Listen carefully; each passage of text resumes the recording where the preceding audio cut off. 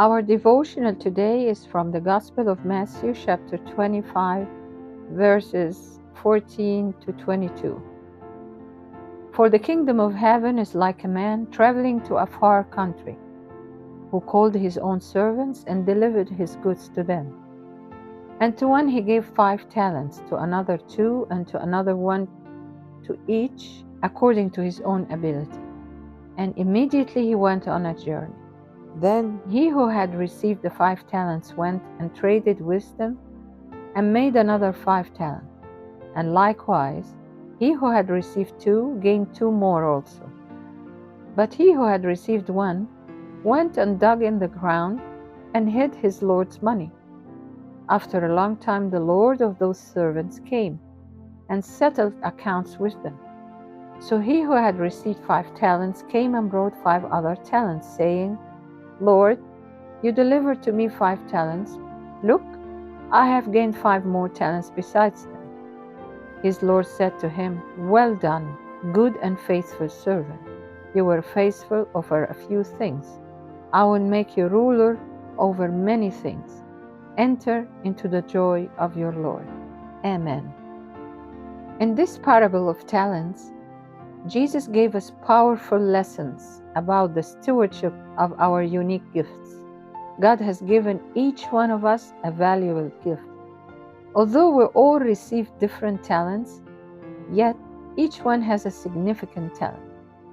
The first lesson that we learn from this parable is that we must recognize our God-given gifts and know how to fulfill our purpose through wise stewardship of our unique strengths and abilities.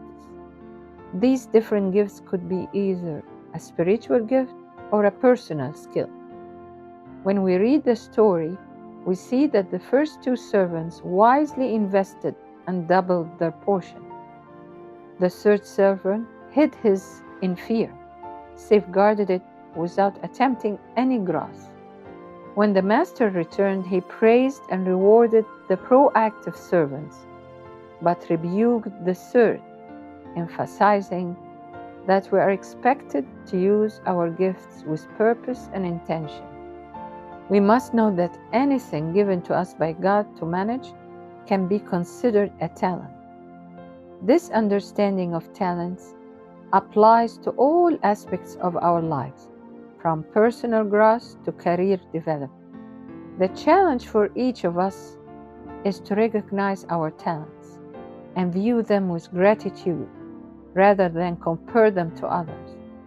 The second lesson is that gifts and talents are resources entrusted to us by God. This understanding frames us not as owners, but as managers or stewards responsible for wisely using and growing what God has given us. We all are called to invest these gifts, whether they are skills, resources, or opportunities, toward fulfilling God's purposes rather than our agendas. When we recognize ourselves as managers, this encourages humility, accountability, and an active commitment to making an impact that honors the giver of these gifts. The third lesson is that we are responsible only for the gifts we have been given, not for anyone else. The master didn't expect the servant with 2 talents to match the results of the one with 5, underscoring that each of us has a personalized mission. To understand that our life's work will be assessed based on our unique potential can relieve us from the pressures of comparison. It frees us to focus on what we can achieve and empower us to channel our efforts towards our God-given strengths. When we are grounded in our purpose, we can be less distracted by comparison and better equipped to make decisions that align with who we are.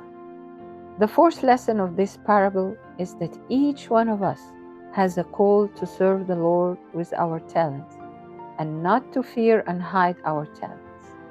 The fearful servant buries his talent allowing worry and self-doubt to paralyze him. Jesus' message to us today is clear, that although fear is natural, it cannot be an excuse for inaction.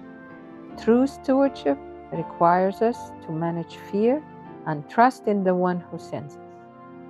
Fulfilling our calling requires us to step out in faith, make decisions, and trust God's guidance. Amen.